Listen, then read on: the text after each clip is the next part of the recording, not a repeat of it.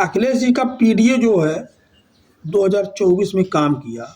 अब पीडीए की राजनीति अखिलेश यादव खूब आगे बढ़ाए और खूब आगे बढ़ा रहे हैं और साथ में उन्होंने और समाज को आगे जोड़ने का काम किया कर रहे हैं। उसी से भारतीय जनता पार्टी पूरी तरह से जो बौखला गई है।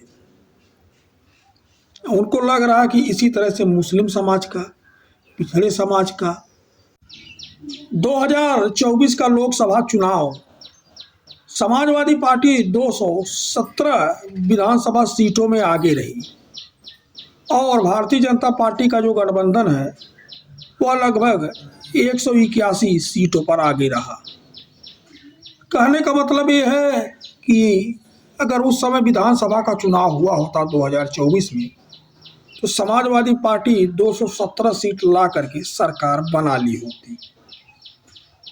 स्पष्ट यही आंकड़ा है अगर आज तक जो समाचार है उसकी रिपोर्ट को माना जाए। तो क्या उसी घबराहट से जो ये एसआईआर के बाद जो ये वोट काटने की प्रक्रिया हो रही है, कटवाने की हो रही है, भारतीय जनता पार्टी के नेताओं के ऊपर आरोप लग रहे हैं, उसी का नतीजा तो नहीं है?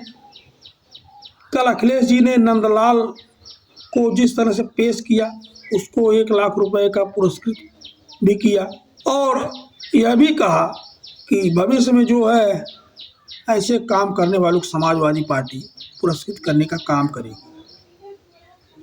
एक एक व्यक्ति जो है 100 200 फॉर्म जमा कर रहा है वोट कटवाने के लिए। फार्म 7 भाई, कोई पता बदले, कोई मृत हो जाए, कोई वोट ट्रांसफ़र कर ले तो इसलिए काम आता है। लेकिन सिर्फ इसलिए जो है आप कर रहे हैं कि आदमी वही है, अपना पता भी नहीं बदला और उस व्यक्ति का वोट कट जाए, बहुत दुर्भाग्यपूर्ण है।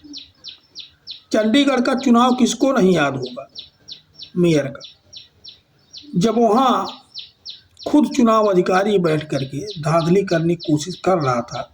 अगर सीसीटीवी कैमरा ना रहा होता तो किसके पक्ष में वह चुनाव जाता, वो अभी सबके सामने ही है, लेकिन सीसीटीवी कैमरे से पकड़ा गया। यानी अब इस देश के बड़े बड़े राजनीतिक दल यह तय करने लगे जो सत्ता में है कि वोट कौन डालेगा। जब यह वो लोग तय कर रहे हैं कि वोट कौन डालेगा तो जाहिर सी बात है कि सत्ता में वो लोग बने रहेंगे, बिल्कुल बने रहेंगे। और अगर सब लोगों का वोट यहाँ मौजूद रहेगा तो उनकी विदाई तय है। और हमने शुरू में आपको बताया कि 217 सीटों पर समाजवादी पार्टी आगे रही और 181 पर भाजपा। अखिलेश जी का पीडीए जो है 2024 में काम किया। अब पीडीए की राजनीति अखिलेश यादव खूब आगे बढ़ाए और खूब आगे बढ़ा रहे हैं और साथ में उन्होंने और समाज को आगे जोड़ने का काम किया कर रहे हैं। उसी से भारतीय जनता पार्टी पूरी तरह से जो बौखला गई है।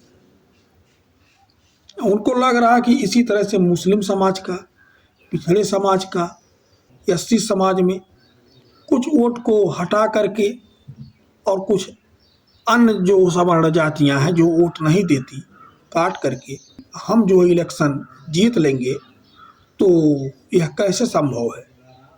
अखिलेश जी इस मुद्दे को बिल्कुल गंभीरता से उठा रहे हैं और सोशल मीडिया हो, चाहे प्रेस कॉन्फ्रेंस के माध्यम से हो, और समाजवादी पार्टी के जो नेता हैं जगह जगह प्रेस कॉन्फ्रेंस करके, जगह जगह ज़िले में, जगह जगह बूथ पर उनके बीएलए, पीडीए प्रहरी, उनके विधायक लोग जो है, उनके तमाम जो है कार्यकर्ता, नेतागण, सब लोग जमे हुए हैं और ऐसे तमाम जो है अनियमितताओं को पकड़ने का काम कर रहे हैं जो गैर संवैधानिक है।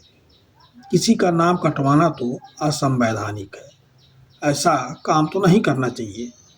चुनाव लड़ना तो आमने सामने लड़िए, लेकिन जब से मोदी जी, अमित शाह जी की ये बीजेपी बनी है तब से लग रहा इसी तरह की राजनीति हो रही है। क्या वोट कटवाइए और जीतिए, तो ऐसे कैसे चलेगा?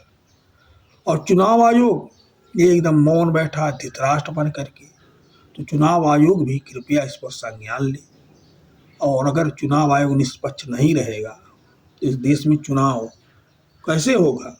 पहले भी चुनाव आयोग पर सवाल उठते रहे हैं, और सवाल उठाने वाले कौन लोग हैं। ऐसा कोई राजनीतिक दल नहीं है जिसने चुनाव आयोग पर सवाल नहीं उठाए।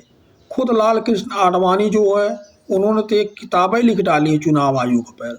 अब अगर कांग्रेस, समाजवादी पार्टी, बहुजन समाज पार्टी इत्यादि पार्टियां चुनाव आयोग पर कोई प्रश्न खड़ा कर रही है तो चुनाव आयोग को उसको बाकायदा देखना चाहिए। आयोग जब इसकी सुनवाई नहीं कर रहा है तभी तो ममता बनर्जी सीधे सुप्रीम कोर्ट पहुंच गई, और उन्होंने खुद ही अपने राज्य के मतदाताओं की तरफ से पैरवी किया और कहा कि इनका जो एसआईआर प्रक्रिया में किस तरह से नाम के साथ छेड़छाड़ की जा रही है, किस तरह से इनके नागरिक हितों के साथ हनन किया जा रहा है, उसको रोका जाए। वह खुद जो सुप्रीम कोर्ट में पहुंची थी। अखिलेश जी ने भी कहा है कि हम भी सुप्रीम कोर्ट तक जा सकते हैं अगर चुनाव आयोग सही से काम नहीं करा तो। देखते हैं